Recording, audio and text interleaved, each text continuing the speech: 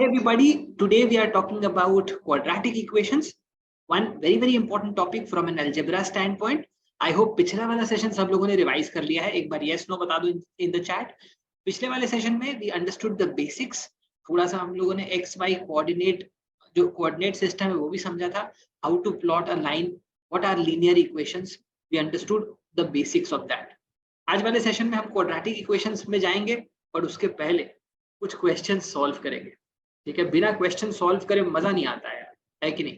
बिना question solve करे हमें उस तरीके से अंडरस्टैंडिंग भी नहीं मिलेगी जो हमें रिक्वायर्ड है from a 100% stand point.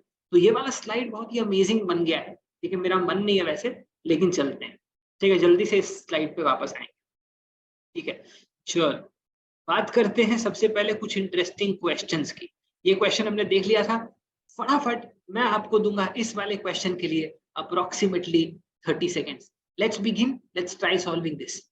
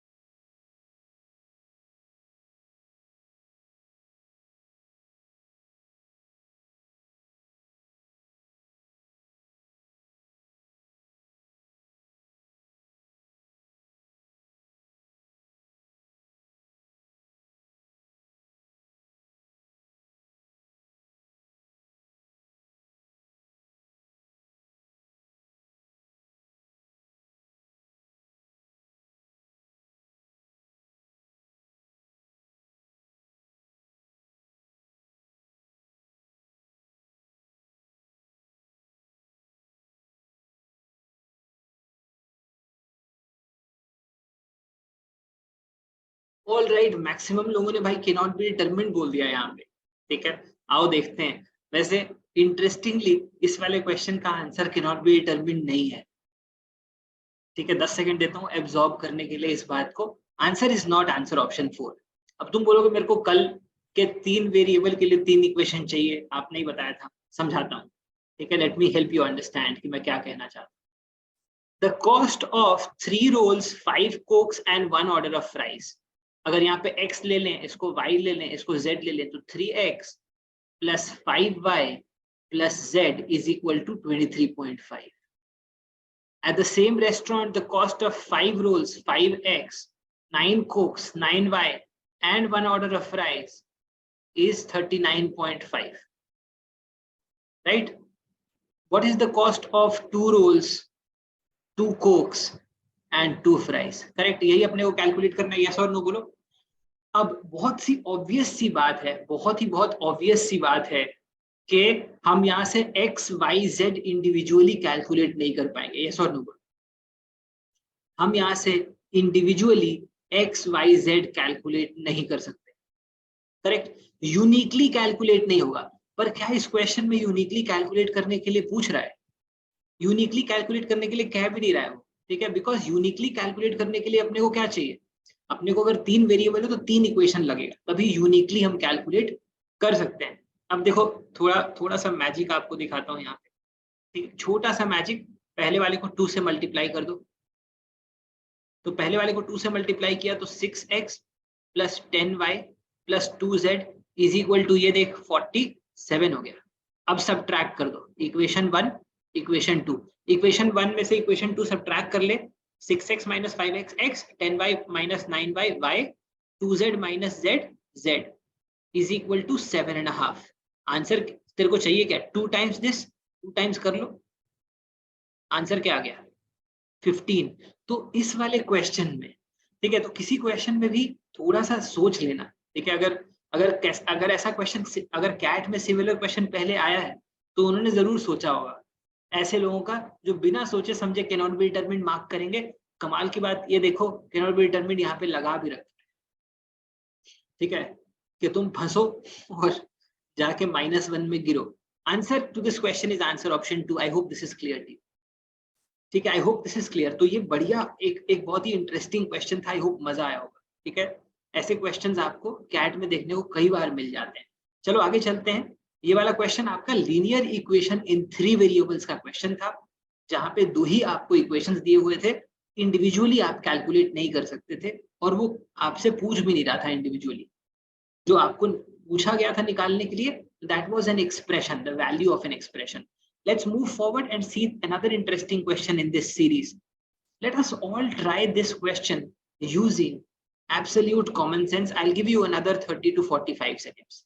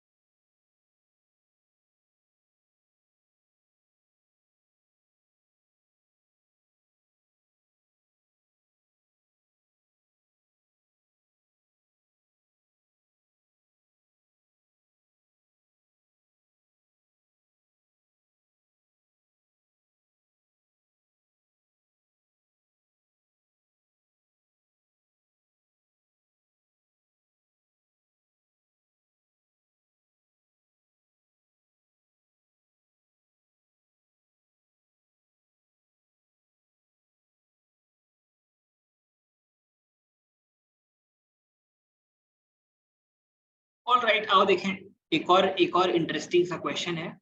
Number of pairs of positive integer. सबसे पहले आई एम श्योर सब लोगों को इंटीजर पता होगा। इंटीजर पता है? वैसे नंबर्स हमने अभी करना बाकी है, लेकिन इंटीजर्स क्या होते हैं? वो नंबर्स जिनके फ्रैक्शनल पार्ट्स नहीं होते। ठीक है, वो नंबर्स जिनके कोई फ्रैक्शनल पार्ट नहीं होते। फॉर एग्जांपल -3 -729 +876 +786 +372, ये सारे के सारे नंबर्स क्या हैं? सारे के सारे नंबर्स इंटीजर्स हैं, बिकॉज इसमें कोई फ्रैक्शनल पार्ट नहीं। फ्रैक्शनल पार्ट मतलब 3.73 मान लो, ये 0.73 क्या है? ये फ्रैक्शनल पार्ट है इस नंबर का। ठीक है, ये इंटीजर पार्ट है, ये फ्रैक्शनल पार्ट है। तो किसी भी नंबर का जिसमें फ्रैक्शनल पार्ट नहीं होता है, फ्रैक्शनल पार्ट 0 होता है, उस नंबर को इंटीजर बोलते हैं। क्लियर हो गया? इंटीजर पॉजिटिव और नेगेटिव दोनों हो सकते हैं। Integers can be both positive and negative. Now find the number of pairs of positive integer. अब पॉजिटिव इंटीजर शुरू कहाँ से होगा? पॉजिटिव इंटीजर शुरू कहाँ से होगा? ठीक है, ऑलराइट, तो पॉजिटिव इंटीजर आपका शुरू होगा 1 से। ठीक है, इंटीजर्स आपका नॉन नेगेटिव शुरू हो जाएगा 0 से, लेकिन पॉजिटिव शुरू हो जाएगा 1 से। परफेक्ट। अब देखो यहाँ पे अपने को करना क्या है, चलो मैं आपको बताता हूँ इसका आंसर। ठीक है, आंसर से ज्यादा एक बार अप्रोच पे ध्यान देना, क्योंकि ऐसे क्वेश्चंस कई बार पहले कैट में आ गए हैं। ठीक है, ये वाला जो क्वेश्चन है, ये आपका लीनियर इक्वेशन के साथ साथ स्पेशल इक्वेशंस का भी हिस्सा है। ठीक है, लीनियर इक्वेशन के साथ साथ स्पेशल इक्वेशंस का भी हिस्सा है। ठीक है, ये समझ रहे हो? तो अब देखो इसको समझते हैं कि होगा कैसे। 3x = 79 - 4y। अपने को करना क्या है? अपने को सबसे पहले पानी निकाल, मतलब इसका सबसे पहला सोल्यूशन निकालना है। कोई भी पहला सोल्यूशन निकाल। ठीक है, अगर for example let's say x यहाँ आ गया, y यहाँ पे आ गया, इसका कोई भी एक पहला सोल्यूशन कैलकुलेट कर लेते हैं। y का वैल्यू 1 रख दिया, y का वैल्यू 1 रख दिया, तो ये 79 - 4 हो जाएगा, मतलब 75। तो x का वैल्यू आ जाएगा 25।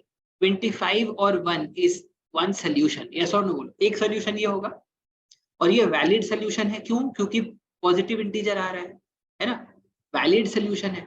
अब होगा क्या? अब इसके बाद क्या होगा, वो बहुत इंटरेस्टिंग पॉइंट है। इसके बाद देखना, अगला तुम जब y को 2 रखेगा, ठीक है, अगर तुम y को 2 रखेगा तो क्या होगा? तुम जैसे ही y यहाँ पे y की वैल्यू यहाँ पे 2 रखेगा तो ये 8 हो जाएगा। 79 - 8 मतलब 71। क्या 71 3 से डिविजिबल है? क्या 71 3 से डिविजिबल है? नहीं है। इसका मतलब इस केस में इंटीजर नहीं मिलेगा। करेक्ट। फिर से देखो, अगर y की जगह तुम 3 ले लेगा तो क्या होगा? y की जगह 3 लेगा तो 12, 79 माइनस 12 फिर से 67 आ जाएगा। 67 फिर से 3 से डिविजिबल नहीं है। करेक्ट। तो ये 3 पे भी अपने को इंटीजर नहीं मिलेगा, तो फिर इंटीजर कहाँ पे मिलेगा? चलो 4 ऐड करके देखते हैं। 4 ऐड किया तो 4 इंटू 4 16 हो गया। 79 माइनस 16 मतलब 63। 3x इज इक्वल टू 63 मतलब x इज इक्वल टू 21।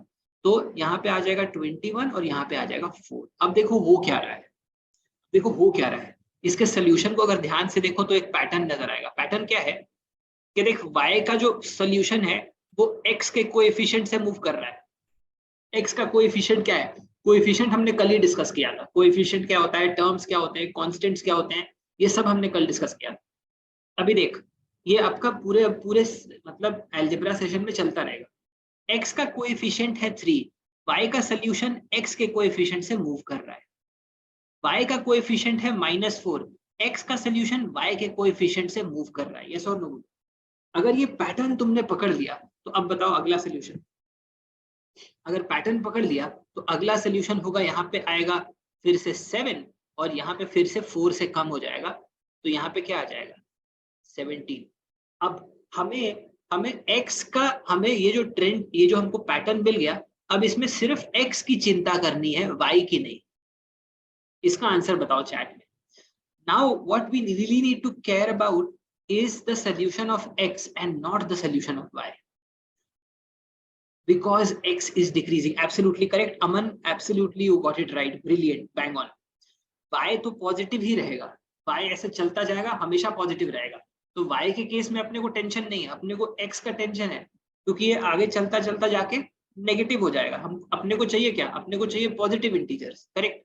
तो अब मेरे को बताओ कहां तक जा सकते हैं, मेरे को बताओ कहां तक जा सकते हैं।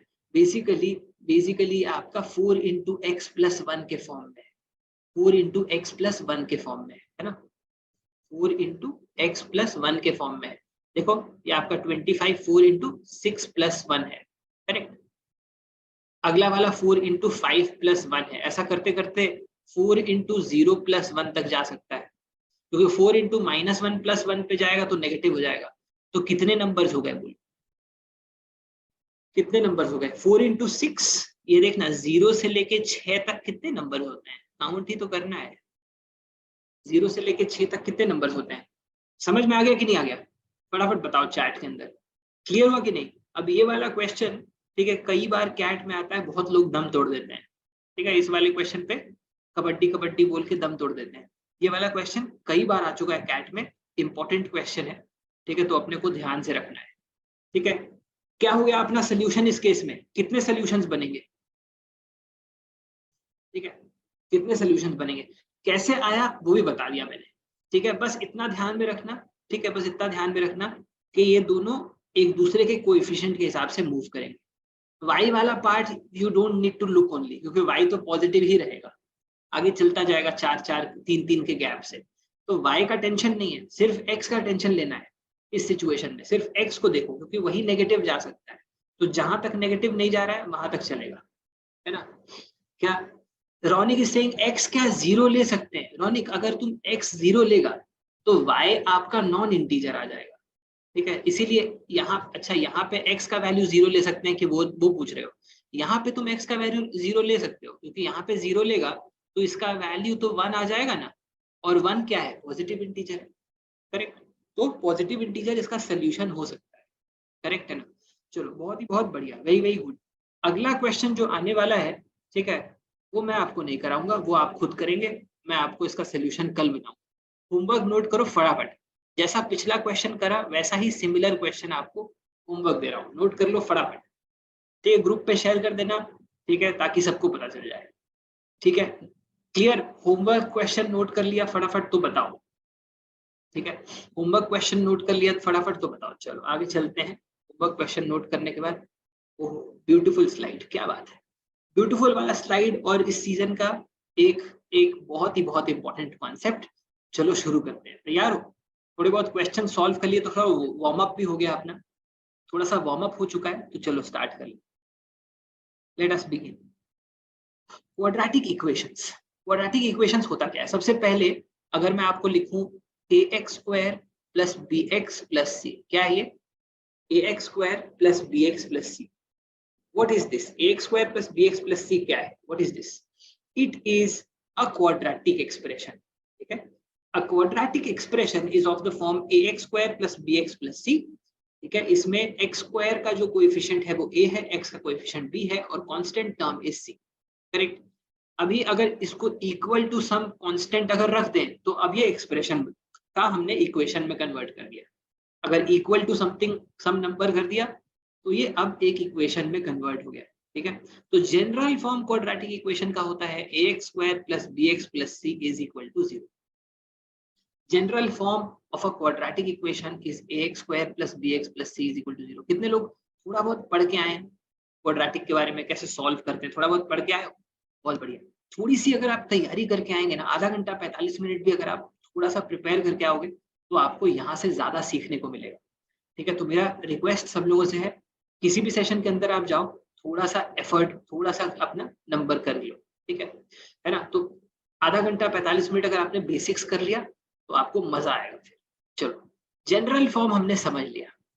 क्वाड्रेटिक इक्वेशन के रूट्स कैसे कैलकुलेट करते हैं, ठीक है, उसके मैं आपको अभी एक दो अतरंगी तरीके बताऊं. ठीक है, वैसे अतरंगी नहीं है, नॉर्मल तरीके हैं. चलो मैं बताता हूँ. देखो, लेट अस बिगिन एंड सी कि हम कैसे करेंगे. देखो, सबसे पहले तो क्वाड्रेटिक इक्वेशन के अंदर जो अपना सबसे पहला एस्पेक्ट है कैलकुलेट करने वाला, वो है आपका मिडिल टर्म स्प्लिटिंग वाला. कितने लोगों को पता है कि मिडिल टर्म स्प्लिटिंग कैसे होता है? Let me give you an example. x² plus 9x plus let's say 14 is equal to 0. x² plus 9x plus 14 is equal to 0 है. ठीक है, तो अगर आपको मिडिल टर्म स्प्लिटिंग नहीं आता है तो प्रतिष्ठा में प्राण मत गवाइए, बता दीजिए कि नहीं आता है. ठीक है, मैं आपको बहुत आसानी से बताऊंगा, कोई टेंशन वाली बात. देखो ध्यान से. ठीक है, चलो अब देखो, फटाफट समझते हैं. Okay, Souvik is saying sir पता है लेकिन टाइम पे याद नहीं आता. याद इसलिए नहीं आता क्योंकि हम याद कर रहे हैं. ठीक है, अगर ये आपके इंस्टिंक्ट में है, ठीक है, if it becomes part of your instinct, फिर आपको याद नहीं करना पड़ेगा. ठीक है, ऐसा थोड़ी होता है कि साइकिल पे बैठ गए, याद नहीं आ रहा कि साइकिल कैसे चलेगा. ठीक है, let's see, let's understand how will this happen. ठीक है, ओके, लेट्स अंडरस्टैंड. अब देखिए यहाँ पे करना क्या है, मिडिल टर्म स्प्लिटिंग में क्या करना होता है. इफेक्टिवली सबसे पहला स्टेप होता है कि x² का जो कोएफिशिएंट है क्या है यहाँ पे, 1 है. ठीक है, x² का कोएफिशिएंट 1 है और कांस्टेंट टर्म क्या है, 14 है. x² का कोएफिशिएंट और कांस्टेंट टर्म को मल्टीप्लाई करो. Step number 1. ठीक है, ध्यान से देखो, बिल्कुल आराम से बताऊंगा, टेंशन नहीं लेना है. ठीक है, 1 into 14 मतलब 14 आ गया. स्टेप 2. स्टेप 2 में क्या करना है आपको, आपको मिडिल टर्म को स्प्लिट करना है इस तरीके से, so that the coefficients multiply two give this number. मतलब देखो, x², 9x को स्प्लिट करो सो दैट जो दो नंबर्स में तुम स्प्लिट करोगे वो दो नंबर्स का मल्टीप्लीकेशन से ये वाला नंबर आना चाहिए.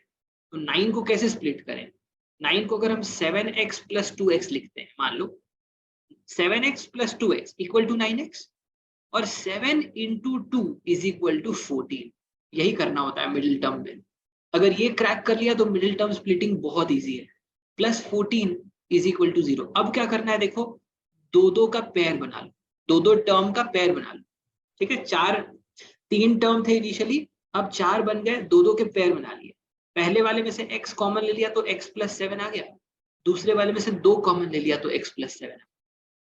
अब ये दोनों में से x plus 7 कॉमन ले लो तो x plus 7 into x plus 2 आ जाएगा. अब अगर इक्वल टू 0 पुट करेंगे तो क्या होगा, इसको अगर इक्वल टू 0 पुट करेंगे तो x इज इक्वल टू -7, इसको अगर इक्वल टू 0 पुट करेंगे तो x इज इक्वल टू -2. तो सोल्यूशन हो जाएगा -7 और -2. समझ में आया? तो मिडिल टर्म स्प्लिटिंग कैसे करना है क्लियर हुआ? थोड़ा बहुत समझ में आया होगा मिडिल टर्म स्प्लिटिंग करना कैसे. यस और नो? थोड़ा बहुत समझ में आया कि मिडिल टर्म स्प्लिटिंग कैसे करना है? Very good. एक एग्जांपल और लो पहले. ठीक है, एक और एग्जांपल बताता हूँ. ये मिडिल टर्म स्प्लिटिंग प्रैक्टिस कर लेना. ठीक है, जहां से चाहो वहां से प्रैक्टिस कर लेना. ठीक है, मिडिल टर्म स्प्लिटिंग. ठीक है, RS अग्रवाल, RD शर्मा, ठीक है, NCERT, अरुण शर्मा, जहां से प्रैक्टिस करना चाहते हो वहां से कर लेना. हर जगह एक ही है. ठीक है, एक और एग्जांपल लो, लेट्स से अपने पास है 2x square plus, let's say यहाँ पे हम 14 ले लेते हैं, ठीक है, और यहाँ पे माइनस ले लेते हैं इक्वल टू 0, ठीक है। यहाँ पे अपने पास let's say minus 11x plus 14 है। अब बताओ फटाफट, अब बताओ फटाफट क्या होंगे रूट्स यहाँ?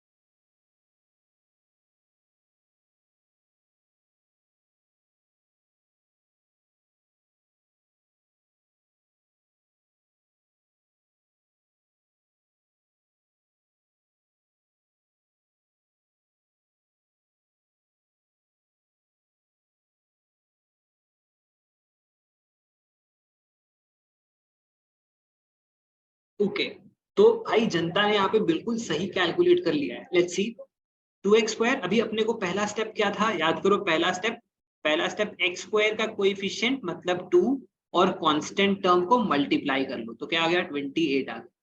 अब ये -11 को ऐसे स्प्लिट करना है कि पॉजिटिव नंबर आ जाए। एक एक अगर माइनस में नंबर है उसको स्प्लिट करके पॉजिटिव बनाना है, मतलब दोनों को नेगेटिव रखना पड़ेगा, यस और नो बोलो, because negative into negative positive हो जाता है।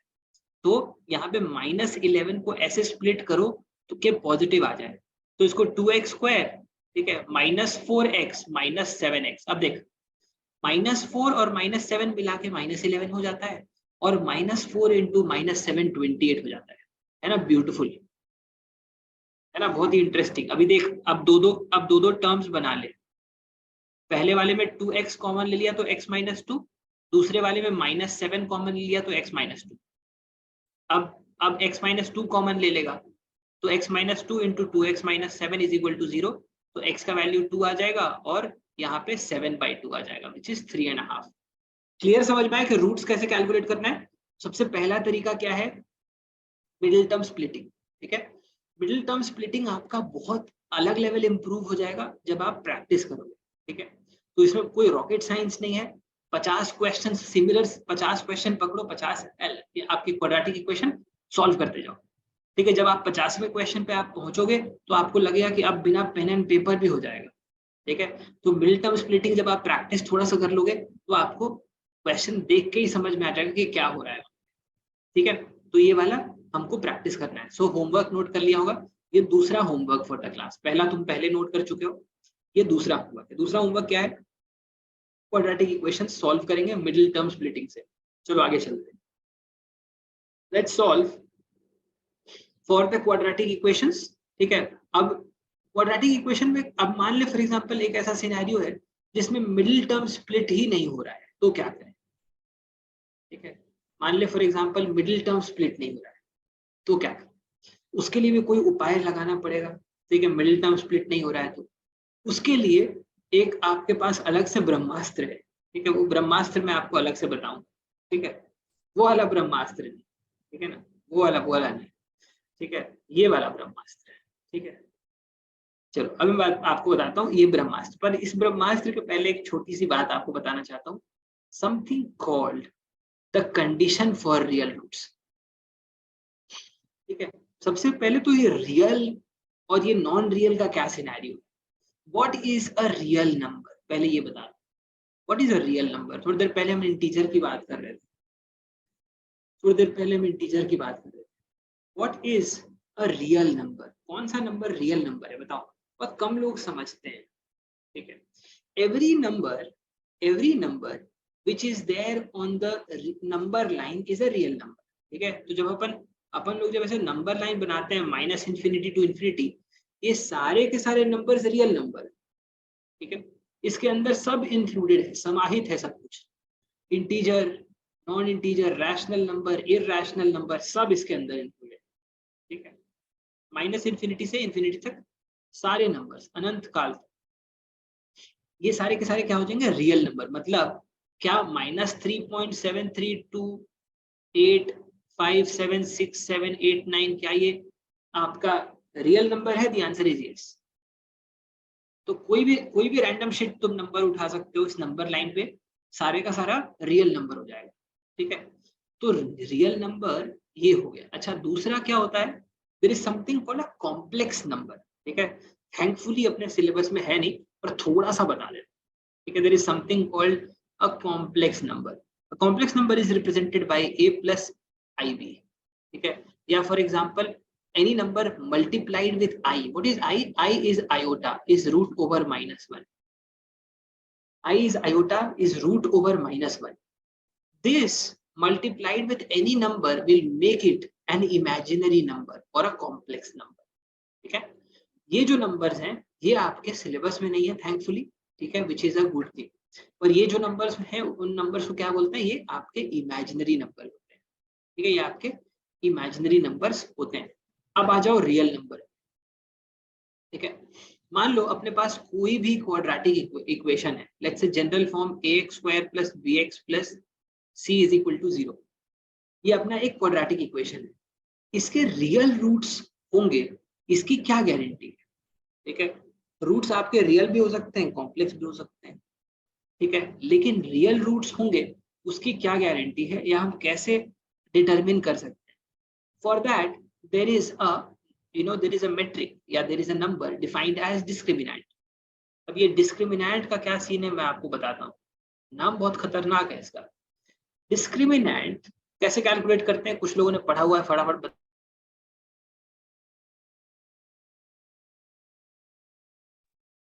बहुत बहुत बढ़िया। तो discriminant is b square minus 4ac। अगर आपका quadratic a square plus b x plus c form में है तो डिस्क्रिमिनेंट आपका B square minus 4ac form में हो जाएगा। ठीक है, let me give you an example. ठीक है, let's say x square plus x plus 1 equal to 0। अब तुम इसमें डिस्क्रिमिनेंट अगर लगाएगा तो यहाँ पे देख a का वैल्यू 1 है, b का वैल्यू भी 1 है और c का वैल्यू भी 1 है। Correct, a is 1, b is 1, c is 1।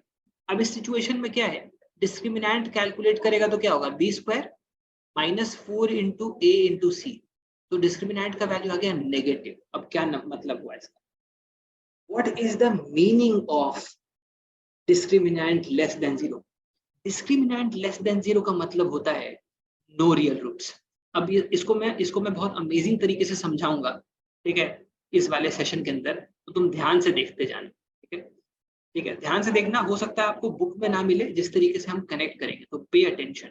ठीक है, अब देखो यहाँ पे होगा क्या, हमने देखा कि यहाँ पे डिस्क्रिमिनेंट लेस देन 0 हो गया। ठीक है,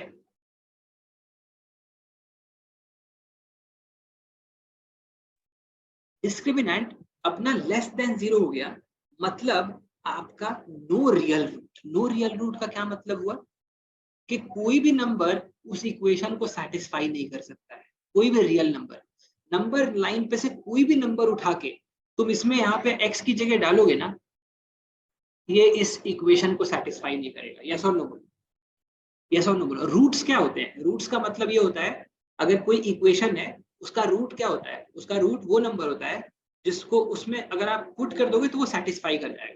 let me give you an example, x square minus 2x plus 1 is equal to 0।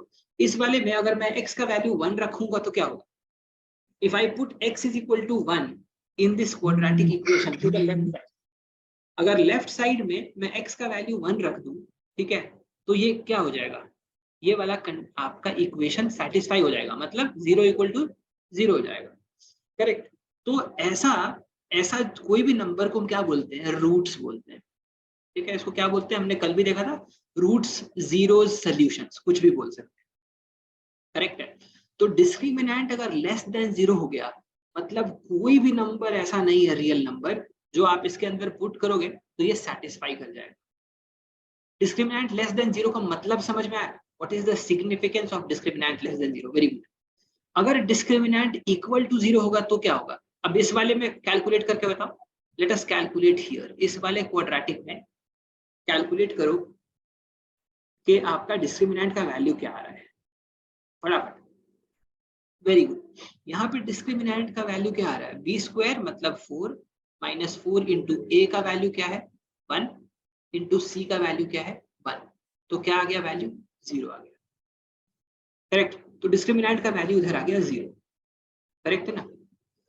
तो डिस्क्रिमिनेंट का वैल्यू 0 आ गया, इसका क्या मतलब हुआ, इसका मतलब ये हुआ कि जहान में सिर्फ एक ही नंबर है जो उसको सेटिस्फाई करता है, ठीक है, जहान में सिर्फ एक ही नंबर है जो उसको सेटिस्फाई करता है, ठीक है, there is just one number which satisfies that equation, ठीक है ना। So x square minus 2x plus 1, इसका एक और मतलब ये है कि ये जो नंबर है ये एक परफेक्ट स्क्वायर में कन्वर्ट हो जाता है, ये जो आपका एक्सप्रेशन है ये एक परफेक्ट स्क्वायर में कन्वर्ट हो जाता है, means only one real root, discriminant equal to 0, अगर आपका लेस देन 0 है तो कोई रियल नंबर सेटिस्फाई नहीं करेगा, ठीक है, अगर लेस देन 0 नहीं है तो कोई ना कोई रियल नंबर सेटिस्फाई करेगा। लेट्स अंडरस्टैंड दैट फर्स्ट वाजिब, ठीक है, वाजिब वाजिब बात कर रहा हूं ना, ठीक है, बहुत बढ़िया। तो सिंपल बात है, अगर लेस देन 0 हो गया तो कोई भी नंबर आपका उस इक्वेशन को सेटिस्फाई नहीं कर पाएगा, कोई रियल नंबर। अगर आपका लेस देन 0 नहीं है तो कोई ना कोई नंबर करेगा, अगर इक्वल टू 0 हो गया तो एक ही नंबर करेगा, और अगर ग्रेटर देन 0 हो गया तो दो नंबर्स करेंगे।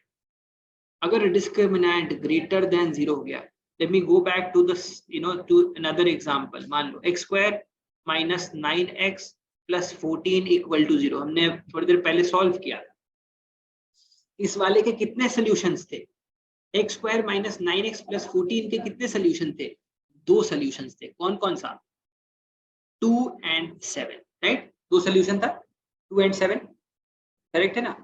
तो ये जो दो सॉल्यूशन था इसका, इसका मतलब इसका डिस्क्रिमिनेंट डेफिनेटली ग्रेटर देन 0 आएगा, अगर इक्वल टू 0 तो एक सॉल्यूशन, ग्रेटर देन 0 तो दो सॉल्यूशंस, और लेस देन 0 तो एक भी सॉल्यूशन नहीं, करेक्ट। इस वाले का बताओ डिस्क्रिमिनेंट फटाफट कैलकुलेट करके कितना आएगा, इस वाले का डिस्क्रिमिनेंट फटाफट कैलकुलेट करके बताओ कितना आएगा, बी स्क्वायर मतलब -9 का स्क्वायर 81 माइनस 4 इंटू यहाँ पे a का वैल्यू 1 है, c का वैल्यू 14 है, ठीक है ना, तो बी स्क्वायर माइनस 4 इंटू 14 तो अपना 56 आ गया, तो कितना आ गया डिस्क्रिमिनेंट 25 आ गया। डिस्क्रिमिनेंट ग्रेटर देन 0 मतलब दो वैल्यूज, तो डिस्क्रिमिनेंट का सिग्निफिकेंस समझ में आया कि नहीं, डिस्क्रिमिनेंट का सिग्निफिकेंस समझ में आया कि नहीं। अब आपको एक और ब्यूटीफुल बात बताता हूँ क्वाड्रेटिक के बारे में, ठीक है, क्वाड्रेटिक के बहुत सारे डिटेल्स हैं, ठीक है, जो मैंने पता किए थे, ठीक है, एक बार मैं गया भी था लंच डिनर पे, क्वाड्रेटिक के साथ बैठा, थोड़ा टाइम स्पेंड किया, बहुत अच्छा लगा, ठीक है, let me take you through थोड़ी सी अमेजिंग बातें आपको मैं बताता हूँ। क्वाड्रेटिक दिखता कैसा है, ठीक है, मुझे पता है, मैं आपको बताता हूँ क्वाड्रेटिक कैसा दिखता है, ठीक है, लेट्स अंडरस्टैंड, और ये रूट्स का क्या सिचुएशन है सब समझ में आएगा, ठीक है। इफेक्टिवली अगर मैं लिख दूं सिर्फ एक्स स्क्वायर, इफेक्टिवली अगर मैं लिख दूं सिर्फ एक्स स्क्वायर, तो ये कैसा दिखता है जानते हो, फिर से उसी नंबर लाइन को, जो कोऑर्डिनेट सिस्टम जो सीखा था उसको इन्वोक करते हैं, ठीक है, कल जो ये नंबर लाइन और ये जो सीखा था अपना कोऑर्डिनेट सिस्टम उसको इन्वोक करते हैं। तुम्हें पता है ये एक्स स्क्वायर कैसा दिखता है, एकदम फुल ऑन त्रिशूल दिखता है भाई, मतलब पैराबोला, ठीक है, इसको हम लोग बोलते हैं पैराबोला, ठीक है, और ये होता है एकदम एकदम एपिक लेवल सिमेट्रिक, ये होता है एकदम एपिक लेवल सिमेट्रिक हो जाता है, ठीक है। अब देखो ये अपना सिमेट्रिक हो जाता है, ठीक है, तो ये आपका पैराबोला फॉर्म में होता है, तो जब एक्स स्क्वायर आप जब भी ड्रॉ करोगे तो ये आपका पैराबोला फॉर्म में बनेगा, ठीक है। एक्वामैन की याद आ गई होगी थोड़ी थोड़ी सी। अब देखो एक और इंटरेस्टिंग बात, जब भी इसको तुम ये जो एक्स स्क्वायर है, ठीक है, ये जो एक्स स्क्वायर है, ठीक है, y is equal to x square, इसका डिस्क्रिमिनेंट क्या होगा एक्स स्क्वायर, इसका डिस्क्रिमिनेंट क्या होगा, b का वैल्यू 0 है, c का वैल्यू भी 0 है, a का वैल्यू 1 है, b square minus 4ac, b square minus 4ac, का वैल्यू आ गया 0, मतलब कितने रूट्स होंगे? मतलब कितने रूट्स होंगे? एक ही रूट होगा, एक ही रूट होगा। अब इसको ध्यान से देखो, उससे पता चल जाएगा कि रूट होता क्या है। इसको ध्यान से देखो, पता चल जाएगा।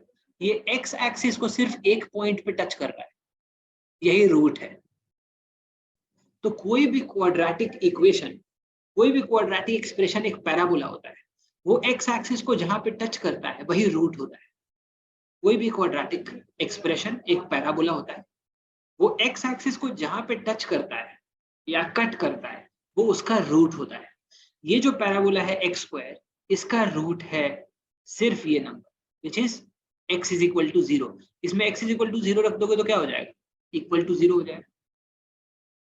सीन समझ में आया क्वाड्रेटिक का? क्वाड्रेटिक के बारे में बहुत अमेजिंग बातें अभी मैं और बताऊंगा।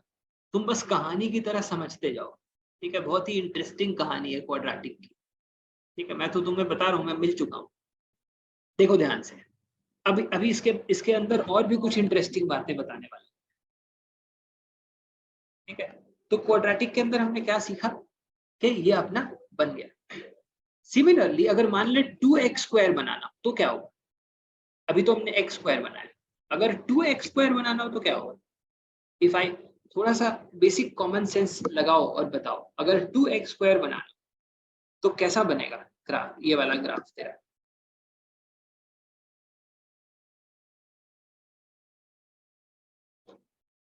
अगर 2x² सिंपल है, अगर 2x² बनाना हो, अब देख इसमें होगा क्या।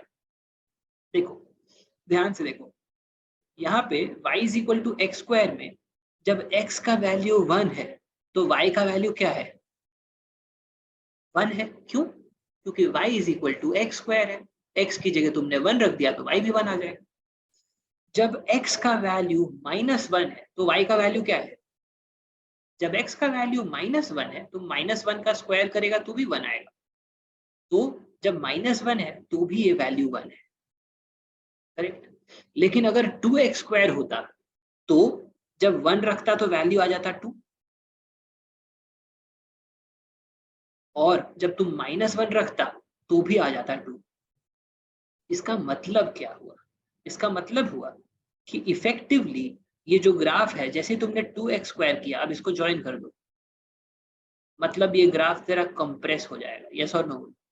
अगर तुमने कोई भी क्वाड्रेटिक को किसी नंबर से मल्टीप्लाई किया तो वो क्वाड्रेटिक आपका closer to Y axis move कर जाता है, मतलब कंप्रेस हो जाता है, ठीक है? बचपन में इसी को यूज करके अपन लोग लोटस बना देते थे, तुम्हें याद है? हम लोग क्वाड्रेटिक पहले ही से समझ चुके हैं, क्वाड्रेटिक का ग्राफ पहले आ गया, ठीक है? हमने बताया नहीं था कि सिलेबस का हिस्सा बाद में आएगा, ठीक है? हम पहले ही बना चुके थे, ठीक है? अगर इसको हमने डिवाइड कर दिया किसी नंबर से तो क्या होगा? सिंपल बात है, फ्लैटन आउट हो जाएगा। अगर किसी नंबर से डिवाइड कर दिया, अगर x²/2 का मान ले कैलकुलेट करना है तो क्या होगा? वो फैल जाएगा। बिल्कुल सही बोला, बिल्कुल सही बोला रौनिक। अगर अगर लेट्स से मैंने डिवाइड कर दिया तो क्या होगा? x²/2 कर दिया तो क्या होगा? फैल जाएगा इधर। ये वाला लॉजिक थोड़ा बहुत समझ में आया? ये वाला लॉजिक थोड़ा बहुत समझ में आया? ब्रिलियंट, ठीक है? बहुत ही सिंपल है सौरभ, समझ में आया ना? सौभिक, सेम लॉजिक है। अगर तेरा x²/2 है तो 1 पे अब वैल्यू हाफ आ रहा है और -1 पे भी हाफ आ रहा है तो क्या होगा? फैल जाएगा। सिमिलर लॉजिक है, समझ में आया? बहुत बढ़िया।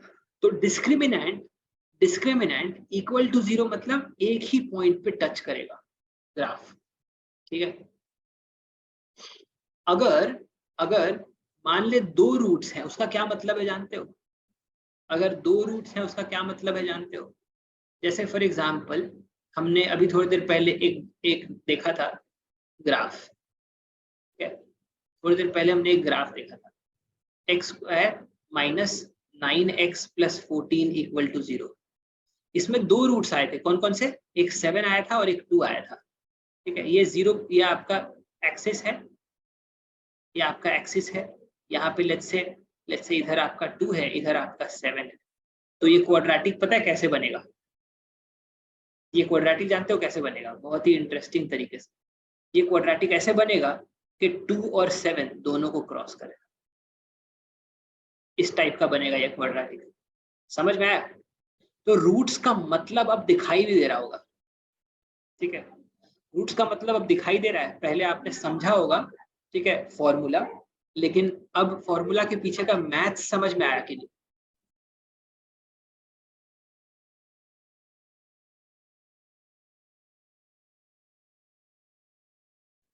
करेक्ट। तो इज द मैथ्स क्लियर और नॉट? थोड़ा बहुत क्लियर समझ में आया मैथ्स इसका?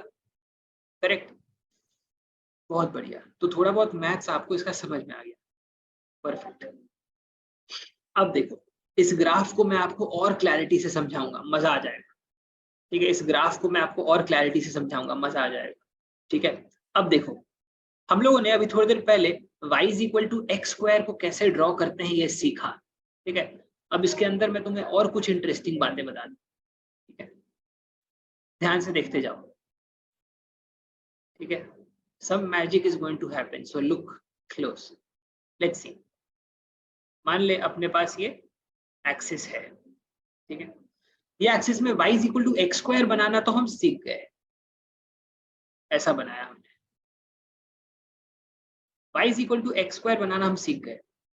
अगर मान ले मेरे को y is equal to x minus two whole square बनाना है, या x minus one whole square बनाना है, चल अगर y x minus one whole square बनाना है, देख x स्क्वायर में क्या होगा, x का वैल्यू 0 रखने से y 0 आ जाएगा।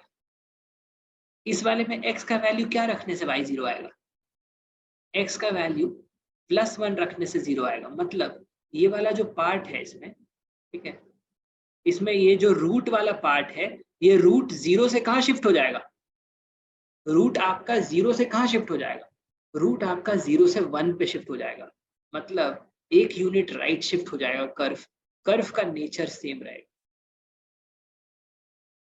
कर्व का नेचर सेम रहेगा, सिर्फ एक यूनिट से राइट शिफ्ट होगा, ठीक है? कर्व का नेचर सेम रहेगा, एक यूनिट से राइट शिफ्ट हो जाएगा। अगर मैंने इसी सिचुएशन में y is equal to, let's say if I have to draw another one, मान ले y is equal to x plus two whole square है। अब क्या होगा, x प्लस टू है, अब क्या होगा, अब कौन सा नंबर इसका रूट बनेगा, कौन सा नंबर इसका रूट बनेगा, नंबर -2 बनेगा इसका रूट। -2 डालो तो 0 आ जाएगा।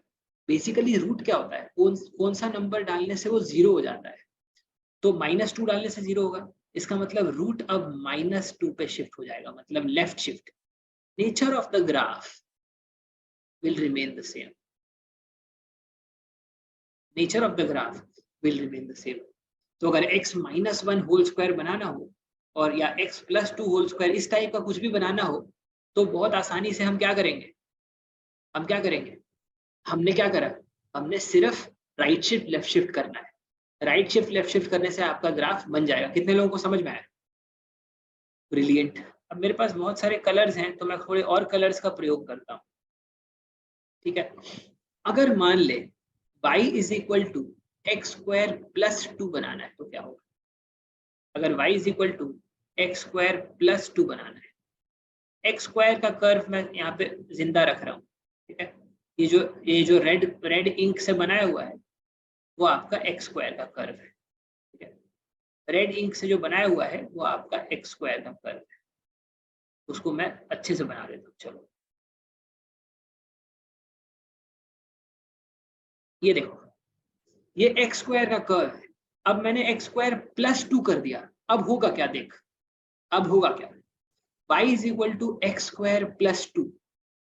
अब सिचुएशन देख, अब बहुत ही अमेजिंग होगा, ठीक है? x का वैल्यू तो 0 अब तुम रखेगा ना, पहले क्या था, x का वैल्यू 0 पे y का वैल्यू 0। अब x का वैल्यू तुम 0 रखेगा तो y का वैल्यू क्या आएगा, 2 आएगा। मतलब ये वाला पॉइंट 0,2 पे शिफ्ट हो जाएगा। Nature of the graph remains the same, nature of the graph remains the same. अब आते हैं इसके ब्यूटीफुल, इसके ऊपर एक ब्यूटीफुल बात मैं आपको बताने वाला हूँ। y is equal to x square plus two, इसका डिस्क्रिमिनेंट बताओ। y is equal to x square plus two, इसका डिस्क्रिमिनेंट बताओ। ax square plus bx plus c, b का वैल्यू 0 है, ए का वैल्यू 1 है, सी का वैल्यू 2 है, a is equal to 1, b is equal to 0, c is equal to 2। तो B square minus 4ac करेंगे तो -8 आ जाएगा। -8 मतलब नो रियल रूट। -8 मतलब नो रियल रूट। अभी देख ले, ये जो कर्व है ब्लैक वाला, कहीं भी एक्स एक्सिस को टच कर रहा है क्या? ये जो कर्व है ब्लैक वाला, एक्स एक्सिस को टच कर रहा है क्या? एक्स एक्सिस को नहीं टच कर रहा है ना, उड़ रहा है हवा में। ठीक है, एक्स एक्सिस को टच करेगा तो रूट मिलेगा, एक्स एक्सिस को टच नहीं करेगा तो रूट नहीं मिलेगा। ये जो ब्लैक वाला कर्व है एक्स स्क्वायर प्लस 2, इसका कोई भी रियल रूट पॉसिबल नहीं है। कोई भी रियल नंबर डालने से ये जो एक्स स्क्वायर प्लस 2 है 0 नहीं होगा। एक्स की जगह पे तुम कोई भी रियल नंबर डालो, ये 0 नहीं आएगा। कितने लोगों को नेचर ऑफ द ग्राफ समझ में आना शुरू हो गया है और डिस्क्रिमिनेंट के साथ हम रिलेट कर पा रहे हैं? यस और नो? डिस्क्रिमिनेंट के साथ रिलेट कर पा रहे हो? Brilliant, very very nice. अब देख, एक और इंटरेस्टिंग बात बता दूं, एक और इंटरेस्टिंग बात। अगर मेरे पास और कलर्स हैं, मैं थोड़े और कलर्स यूज करूंगा। ठीक है, let us make it more colourful. ठीक है, मान ले y is equal to x square minus 2 होगा तो क्या होगा? अगर एक्स स्क्वायर माइनस 2 होगा तो क्या? एक्स स्क्वायर माइनस 2 अगर होगा तो एक्स स्क्वायर पे तो यहाँ पे देख 0, एक्स का वैल्यू 0 तो y का वैल्यू 0, इसमें x का वैल्यू 0 रख देगा तो y का वैल्यू -2 आ जाएगा। मतलब 0, -2 पे शिफ्ट हो जाएगा, नीचे कर्व शिफ्ट कर देगा इसको। Nature of the curve will remain the same, nature of the curve will remain the same. ये जो कर्व है ये एक्स स्क्वायर -2 का कर्व है। कितने कितने पॉइंट पे टच कर रहा है? एक्स एक्सिस को कितने पॉइंट पे टच कर रहा है? मतलब 2 रूट्स हैं। मतलब बिना कैलकुलेट करे हुए बोल दें कि डिस्क्रिमिनेंट ग्रेटर देन 0 होगा। बिना कैलकुलेट करे हुए बोल दें कि डिस्क्रिमिनेंट 0 होगा। अगर 2 जगह पर अगर आपका इंटरसेक्ट कर रहा है एक्स एक्सिस को, तो ऑब्वियस सी बात है 2 रूट्स हैं, 2 रूट्स हैं तो डिस्क्रिमिनेंट ग्रेटर देन 0 है। कैलकुलेट भी कर लो, कैलकुलेट भी कर लो। यहाँ पे देख, बी स्क्वायर -4 इंटू ए का वैल्यू 1 है, बी का वैल्यू 0 है, 4 इंटू ए इंटू सी का वैल्यू -2, मतलब डिस्क्रिमिनेंट 8 आ गया। 8 इज ग्रेटर देन 0, मतलब 2 रूट्स पॉसिबल है। अब ग्राफ और डिस्क्रिमिनेंट वाला फॉर्मूला कोरिलेट कर पा रहे हो? ग्राफ और डिस्क्रिमिनेंट का फॉर्मूला कोरिलेट कर पा रहे हो? Very good. अब इससे तुम्हें क्वाड्रेटिक का ग्राफ भी बनाना आ चुका है। अब तुम कोई भी ग्राफ क्वाड्रेटिक का बना सकते हो। तुम्हें बस पता नहीं है कि तुम्हें आ गया है, लेकिन अब तुम्हें आ गया है।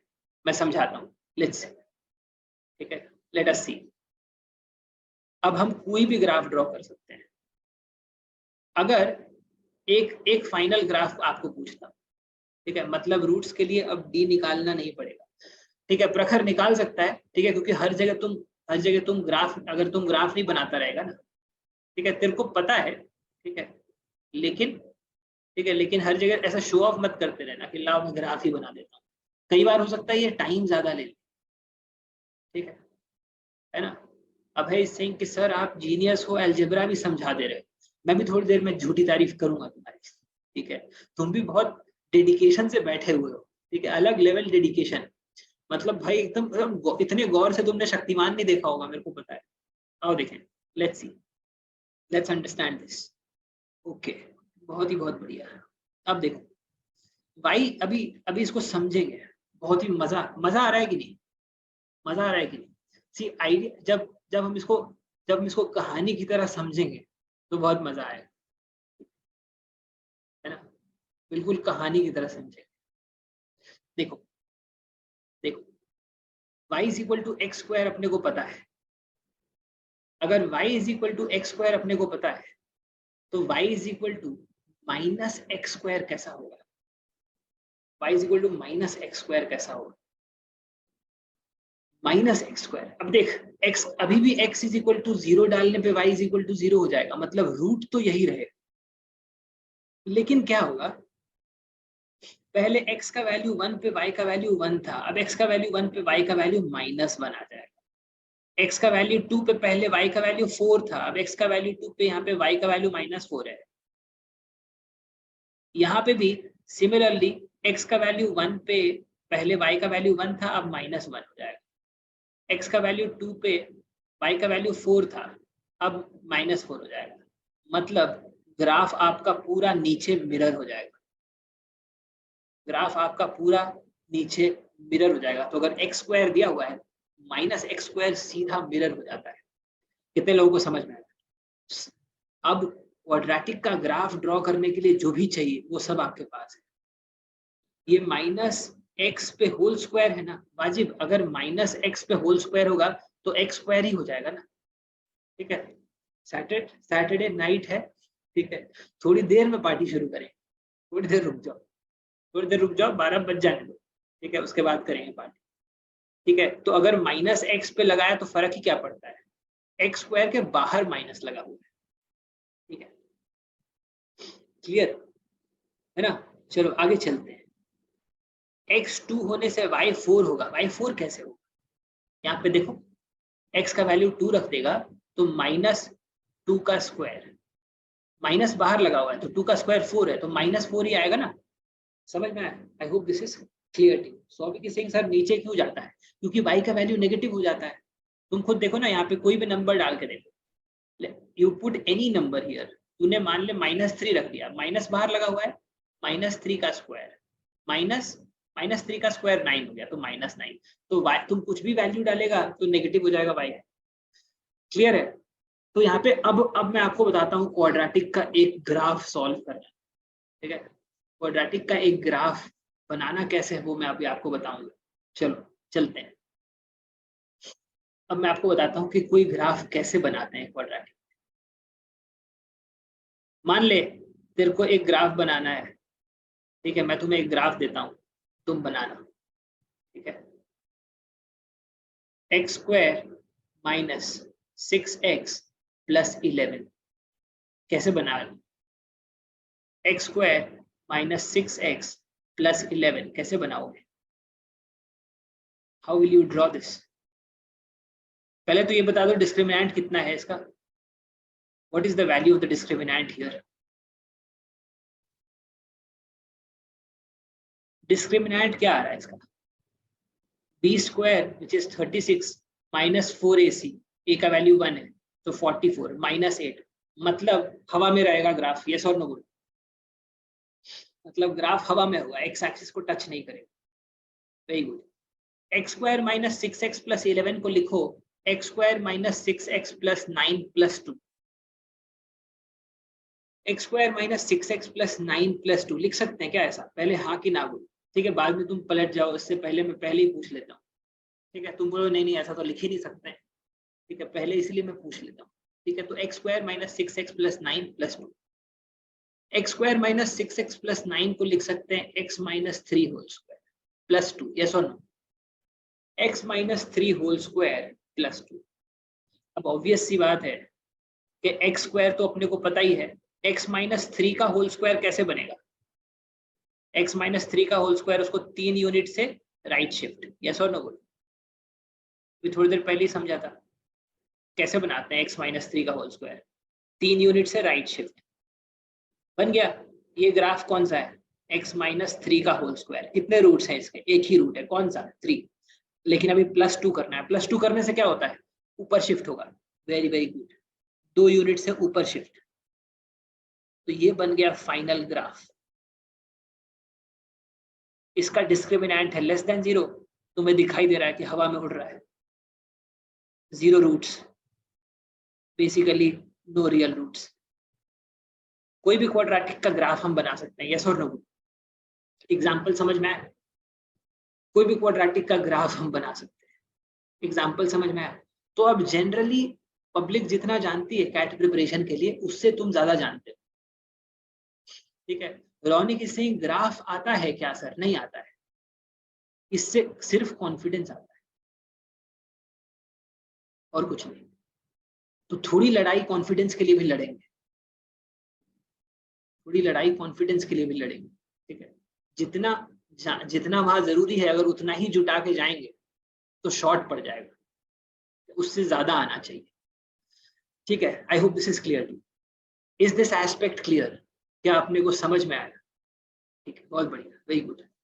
चलो, तो अभी हमने समझ लिया कि हम अलजेब्रा में हम ग्राफ कैसे ड्रॉ कर सकते हैं, और डिस्क्रिमिनेंट का मतलब क्या है, ग्रेटर देन 0 का मतलब क्या है, लेस देन 0 का मतलब क्या है, यस और no? Clear? I hope this part is clear to you. I hope this part is clear to you. Brilliant. Brilliant. अभी आपको करना क्या है? What do we have to do? What we have to do is, I am not going to overload you any further. What you have to do is go back home and revise this, preferably in the next half an hour, 45 minutes. ठीक है, थोड़ा सा chill मार के, ठीक है, थोड़ा सा ट्रॉपिकाना ही बोल रहा हूँ, ठीक है, उसके बाद revise it in the next 30 to 45 minutes. ठीक है, एक बार 15 मिनट भी रिवाइज कर लिया, तेरा काम हो जाएगा. ठीक है, not further loading you, because अभी जो हम पढ़ रहे थे, ठीक है, वो थोड़ा सा 1.5 लेवल पे ऑलरेडी हम आ चुके हैं. ठीक है, I hope this is clear to you. ठीक है, सो हमने आज क्वाड्रेटिक के बारे में थोड़ा बेसिक समझा है. ठीक है, I had no intentions of finishing quadratic in one session. ठीक है, because it is very very important topic, जिसके अंदर क्वेश्चन ज्यादा आता है, उसको एक सेशन में अगर हम खत्म कर दे तो जस्टिस नहीं है उसके साथ. ठीक है, thank you so much guys for joining in. You are all fantastic people. अगर सैटरडे नाइट को हम लोग इतने देर बैठे हुए हैं, तो I am pretty sure that something really amazing is waiting for all of us. Thank you so much for joining in. Happy weekend to all of you. I'll see you all tomorrow. God bless you. Bye bye.